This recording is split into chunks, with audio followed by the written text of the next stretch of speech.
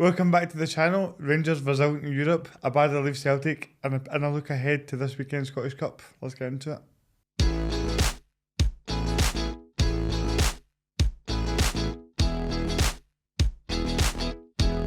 So let's start with Rangers last night. They put in I thought, really good result for them. And I think there's been a lot of discourse about how, Benfica, because obviously I'm a Celtic fan, right? So you see all the Celtic Twitter have been like, oh, the Benfica had so many chances and they should have put them away and all this. But, and that, that is fair. Benfica did have a lot of chances, but objectively, like, against any team in Europe, Celtic and Rangers are going to need, they'll keep it, have a good game and have those, the team's going to have chances. But objectively speaking, I thought Rangers put in a good performance, scored a couple of really good goals. And actually, honestly, Paul, the penalty they got against them, I thought was a joke. I thought that was a total shambles. I know, like, by the letter of the law, you could say it could be, but to me, it looks like Sutter's heading the ball out of play. Like, he's heading the ball out of play. So his hand actually keeps the ball in on the pitch. That's the angle I took from it anyway. So to me, it's like, it'd be one thing if his hand stopped it from going into his own net or something like that. But it's going out of the pitch.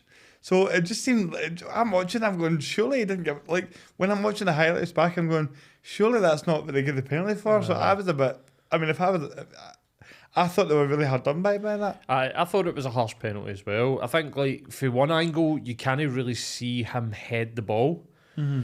It almost, like, sort of glances his head. I've got no idea why that you would think that was a penalty. Maybe because they maybe thought it was going to stay in play, or there was maybe going to be an opportunity for Benfica. I've got no idea. And just the fact that we are clutching at straws to try and find a reason shows you how harsh a penalty it is. 100%. And then you look at the second goal they conceded, you go, that's, again, Golson doesn't even mean to head it. It's going out of play. The cross is going nowhere, and he heads it into his own net. So a couple of goals there that are just really, from their point of view, really unfortunate. Yeah, I thought that they defended incredibly well. Butland had a great game as well. I thought that he had a good game. There was a couple of times where was it the commentator was saying that Di Maria. And by the way, see that there is never. That's Rangers TV. Like, has there ever been such a biased commentary team? It's almost like, I know it's a Scottish team in Europe, but people listening to that, like, that is the reason why Scottish fans hate English commentators. Mm-hmm. Like, we have criticised the British commentators at, like, ITV and at Sky for so long for being so biased towards a team, and it seems to be that our pundits are starting to adopt that stance. But I think specifically when it comes to Rangers, I mean, Chris Sutton's a Celtic fan, ex-Celtic player, but he's never anywhere near as, like, so biased towards Celtic when he's commentating. It's such a weird thing. Like, I feel like the guys that are ex-Celtic players try and call it as it is, but listening to that commentary last night, I mean, I can't remember who it was. No, one of them was Alan Hutton, and then I can't remember what the other guy's called, but mate, it's like, I mean, put that to one side, right? We'll put that to one side. No, I totally get what you're saying. I think that there is that element of, like, pandering to the support back home, and as they're when they're watching it, and they want, because Alan Hutton wants, like, Rangers fans to be like, Hutton's one of us, you know what I mean? And you get that everywhere. You watch Man City or that playing, an English commentator is like, oh, they're going to run over this lot and all that. Every time you watch this kind of thing, there is that bias there. Yeah. And it's always going to be the case. But you're right. Like, if you're neutral watching that, you're like, what are you seeing here? I mean, but, like, on the performance, like, I thought that Rangers played really, really well. Benfica came out the traps really quickly in the first few minutes, had a couple of chances straight away, but they weathered that and went up the park and sort of hit them on the break. Rangers' game plan was spot on. Clermont's game plan was spot on, and a 2-2 draw, being 1-up, then 2-1 up might feel like, oh, we could have won that game, which I think they probably could have, because as much as, like, you're talking about Celtic Twitter, we're talking about the chances. Benfica huffed and puffed. Like there was no point where I was thinking like, oh, Rangers are clinging on here, you know. It just didn't seem like that. They seemed quite strong, other than the momentary lapse in concentration, which at this level you get punished for with Goldson. I actually thought that the Europa League fixtures, round of 16, way more entertaining and way better to watch than any of the Champions League fixtures.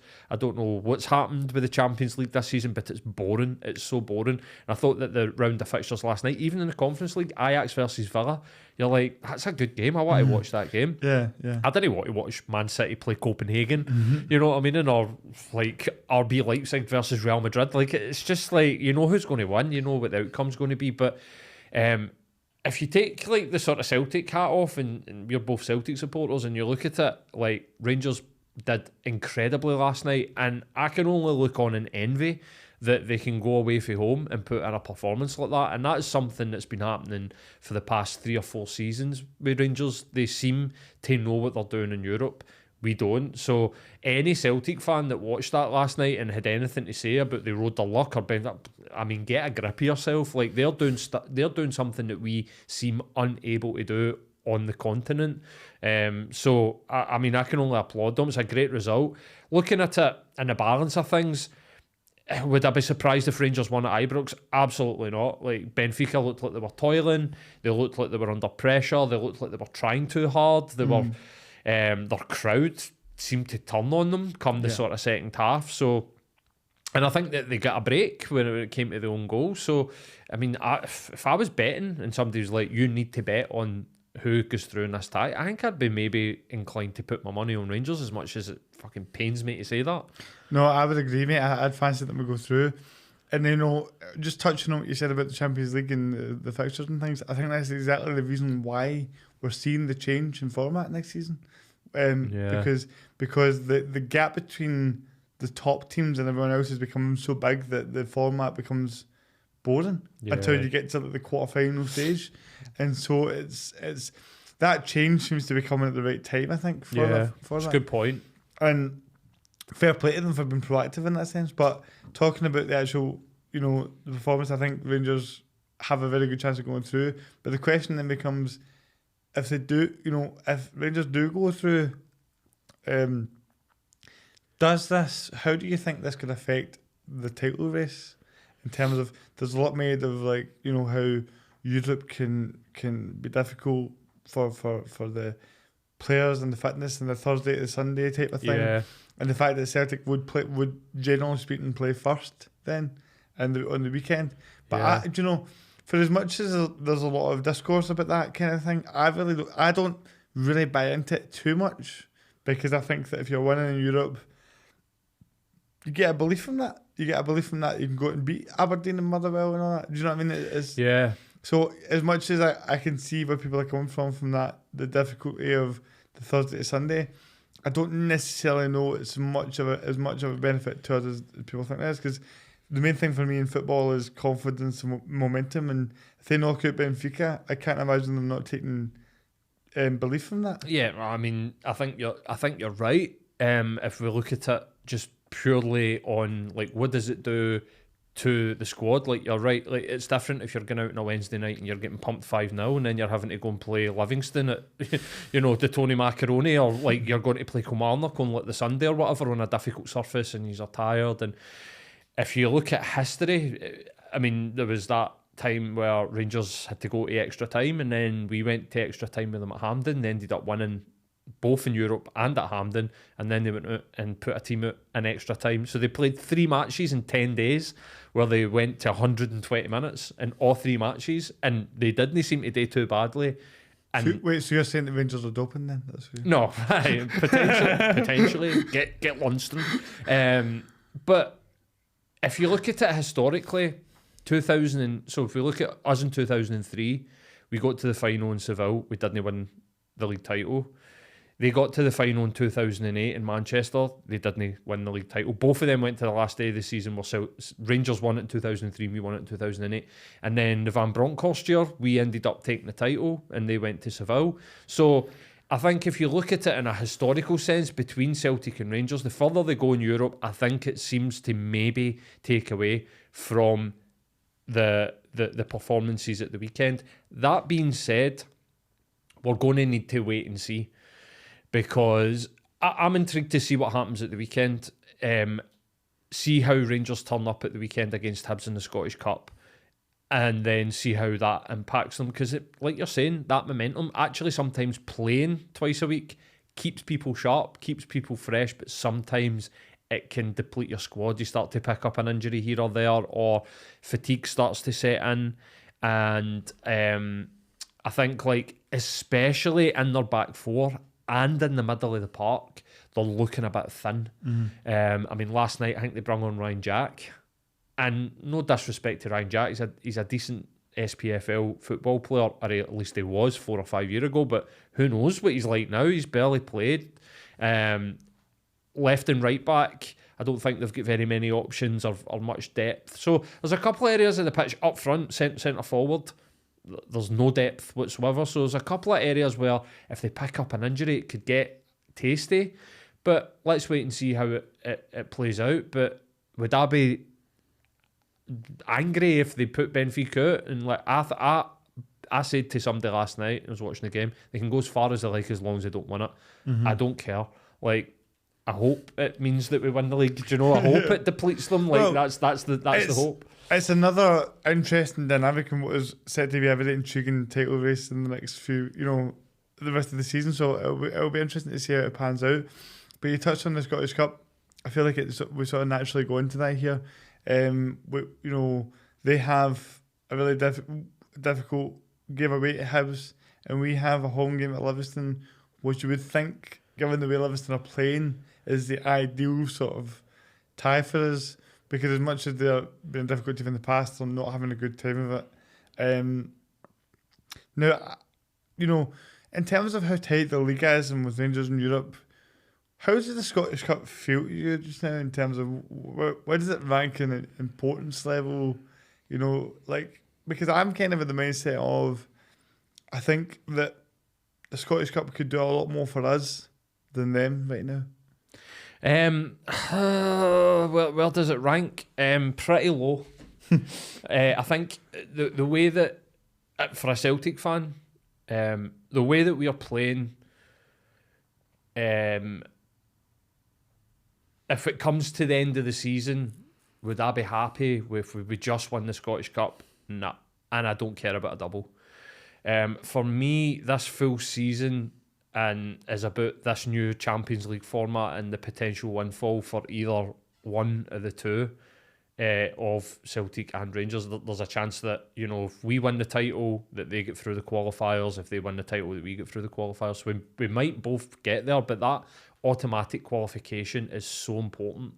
If we had to go in and play a Champions League qualifier in July mate, wow. We would have. I think we'd have get spanked off anybody that we get put in front of, even minnows or perceived minnows. So I don't want that again. We're in a rebuild as well in the summer. So I don't want that. I don't think MD wants that. They don't want that. So it's all about the title. This is like if you're second or last in Scotland, and that for me is all about lifting the SPFL trophy. The Scottish Cup can go and take a fuck to itself, as far as I'm concerned. Like, it's a nice thing, right? And we've got a rich history in the competition, and it is a great thing, right? But again, if we look at it historically, when they went to Manchester and we won the title in 2008 for Tommy, and then they went out the next Saturday and won the Scottish Cup, I was laughing at them. Really, it's like, I don't care if you win the Scottish Cup. We've won the league. We're in the Champions League. That's the most important thing. And I think it means so much more this season because of the amount of money that we're due. If it's Celtic that wins it, there's even more daylight between us and them financially. And if they win it, we're even in the score. The big worry for me as a Celtic fan is that I think they'll spend that money. But here's the other worry.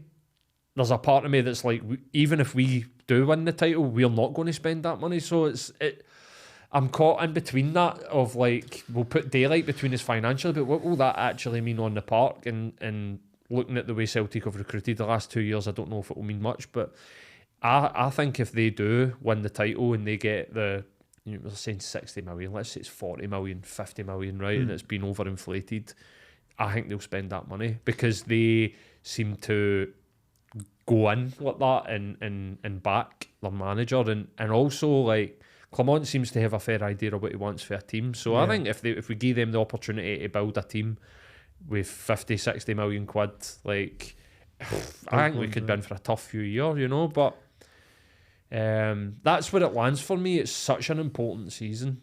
I completely agree with what you're saying, but what I would say when we go back to the Scottish Cup is right now it feels like, I think particularly for Celtic, every game is important in terms of building that momentum back up.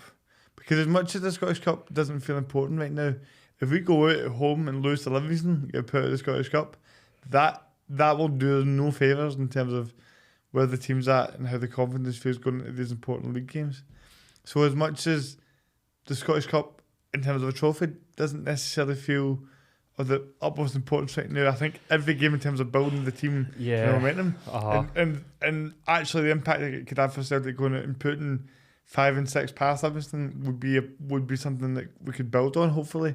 So I do think that there's this weird sort of need to see some momentum build for us. Not so much for them because, if they get put out by Hibs, they're like, well, we're still in Europe and we're top of the league. So I don't think it has much of an impact. I think the Benfica result takes a bit of pressure off Come On after losing to Motherwell. And I don't think the Rangers fans, very much like what you just said, they would be that bothered if they get put out by Hibs on Sunday. So I think the Scottish Cup ties mean more for us in terms of starting to see some semblance of some positive play or some sort of style of we want to win. Yeah, I agree with you. Actually, and I know that there are no like throwaway games, especially like when you're talking about this time of the season. I mean, how many games have we got left? Like 10 games left. Not enough for man. I mean, it's coming thick and fast. Like and I mean, it feels like it's going to be over in the blink of an eye. But I agree with you. Like, would it be good for our squad's mentality to go out and go out the Scottish Cup? No, absolutely not. But I think in the sort of grand scheme of things, it's non-existent to me. So I get you. Aye. And we've talked a wee bit about Rodgers and his position at the club and kind of wanting him to go into the season regardless. So you do kind of think that, in terms of his position, maybe winning the Scottish Cup with the league would pursue some more fans to be like, maybe we should give him a crack at this. And in terms of winning the double, it doesn't necessarily come into my mind too much. But if we go from being unsure of how Celtic season's going to go to winning a double, you kind of go, well, how do you get rid of a guy after winning a double? Yeah. So there's that, and I think Rodgers will know that he's under pressure, and I think he'll take the Scottish Cup seriously. But from his point of view, I think it'll be important. Yeah. From our point of view, it's like league or bust, really. Yeah. So yeah, moving on to other Celtic news, I think it's worth discussing a wee bit about ABADA leaving Celtic. I know there's been a lot of... And Alexander Bernabe.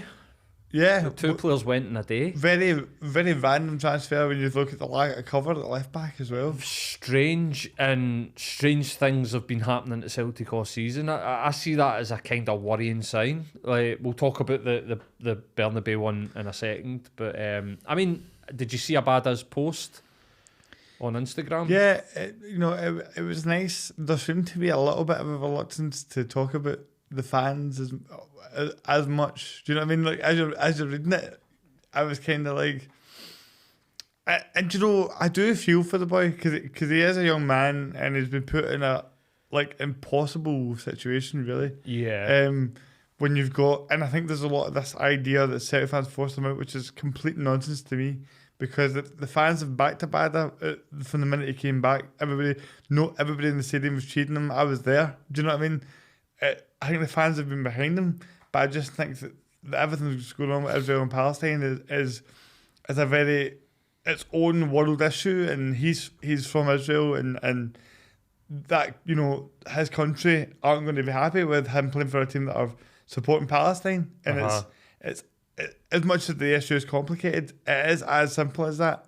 He's from Israel, and he's probably getting all sorts of criticism and pressure from his country and his people. Yeah, I'm sure You know? his international manager said that he wouldn't play for Israel as long as he was a Celtic player, so there's definitely pressure. There's been other people, guys that play for Maccabi Haifa, that have come out and had their say, so there's definitely been a pressure put on the guy. I think that it would be naive to say that the protests from the Celtic support in support of Palestine hasn't also put a bit of pressure on the guy, but that's his personal choice. Yeah. This is all tangled up. This is all entangled in politics, geopolitics, identity politics. Like, so I'm inclined to go, I wish you well, and say nothing more about it, really, because the boy has been put under pressure from multiple angles, and he's made his decision. And I think that in which I know that the Celtic support, if this is an outcome of them having that view, then I'm sure they're just happy for it to just happen. Let the guy go, and then that's the sort of end of it, you know. Well, that's it, because I think, you know, you're totally right in saying that it's definitely naive to suggest that didn't have any part to play in it. But I would say as well that, you know, it's very clear to me that the protests from Celtic fans have nothing to do with ABADA bidding from Israel. Do you know what I mean? Yeah, like, of course. No, but there seems to be some sort of discourse of that being part of it. When That discourse is coming 100% from one side of the city. You know, I've seen a couple of Hearts fans talk about it, but other than that, it's all just Rangers fans coming in and getting their rocks off to the fact that they can go, well, yous are the bigots. You know what I mean? And like, part of it's probably a wind up. Part of it's probably complete and utter cognitive dissonance in the part of it. It's a point scoring thing. Exactly, mate. The same people that want to talk about child abuse on Twitter or want to talk about Israel and Palestine when it comes to the context of Leila ABADA and the Celtic fans. Like, I agree with you 100%. Like, I wasn't calling you naive, by the way, or anybody else. Like, the Celtic fans did not hound this guy out of the club. At every twist and turn when they could, they showed support for the individual. Like,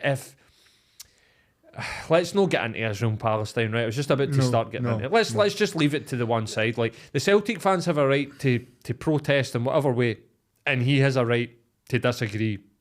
I think that we've seen the real change in him when the pressure started to come from all angles, and no wonder. He's a young guy. Would I have done any different? I don't know if I would have. I think I'd have probably have just got myself. It's toxic, and it's toxic for everybody involved. So it's probably like the best thing. I just wish him well. I hope he's a great career. I'm not sure going to the MLS is, you know, I think it's maybe like sort of a bit of desperation, but 100% I'm on board with you. Like, the Celtic fans did not hound this guy out. Brendan Rodgers, the Celtic players, the board and the fans got a thank you for the guy. It's been a difficult situation, and I feel like it's best for all parties involved that he just cuts his ties and moves on. Definitely, it's impossible for him to play his best football in those circumstances. And as well, you know, like, we're not getting into everything to do with Palestine and Israel because it's an incredibly complex situation, and we're not going to sit and pretend that we know everything about it to sit and have an actual proper dialogue about all the issues, because it goes far beyond my knowledge, and I'm sure but the main thing I just want to say is, you know, ABADA was a brilliant player for us. And, you know, that Celtic, the 3-0 at home against Rangers under the lights was one of the best, was the best night I've ever had at Celtic Park. And that, I'll never forget seeing him pop at the back post and just, like, you know, catching him. He done that so many times for us, and he was really key in us winning the league the last couple of seasons and a lot of the success that I've had as well. And it's a bit heartbreaking that, you know, like Jota and ABADA are both away, because you're like, those guys look like they were going to be here for years to come. And I don't think that ABADA planned on leaving Celtic. Do you know what I mean? I really don't. I genuinely don't think that was in his. He's saying, you know, he wasn't. It looked like he was comfortable here and ready to be here for quite a while. So it's a shame how it's kind of panned out for him. But I think that in terms of the player that I've seen come and go, he's helped win his league titles. Yeah, mate, 100%. He's a great wee player. And like you're saying, there's a couple of memories that will live long.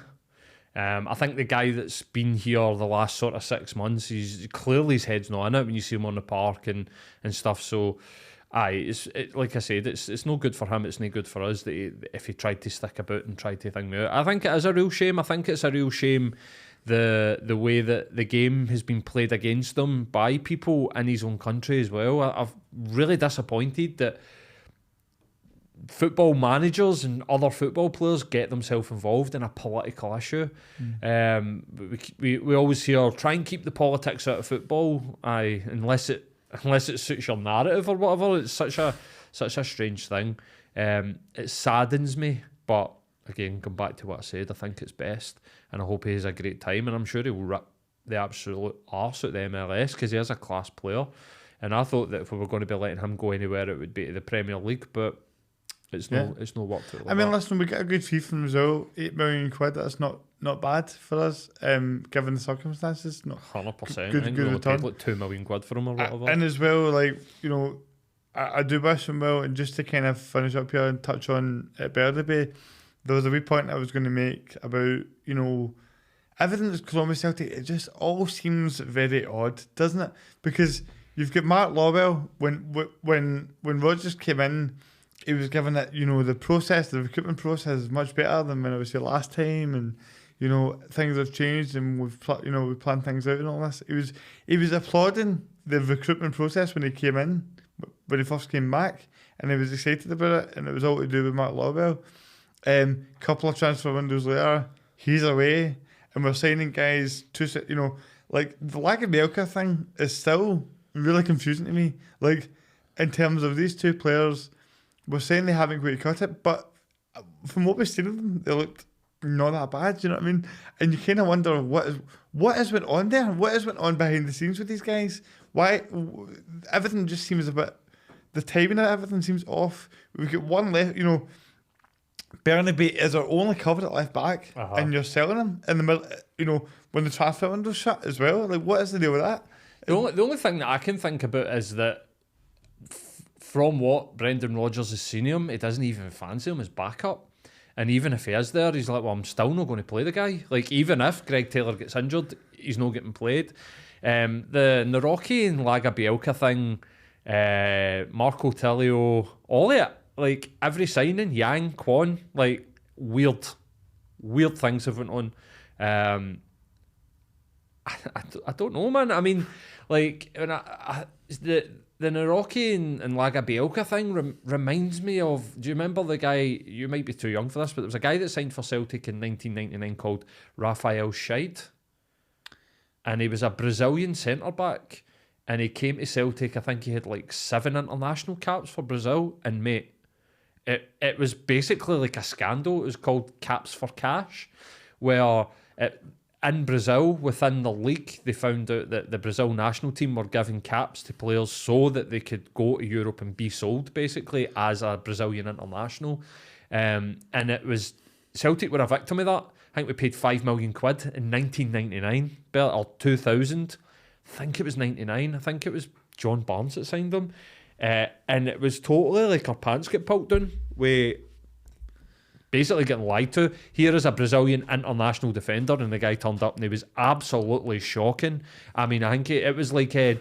Do you remember Dewey? Like the Chinese guy that was signed, where it was like 1-2 games, and it's like, get this guy out of the team.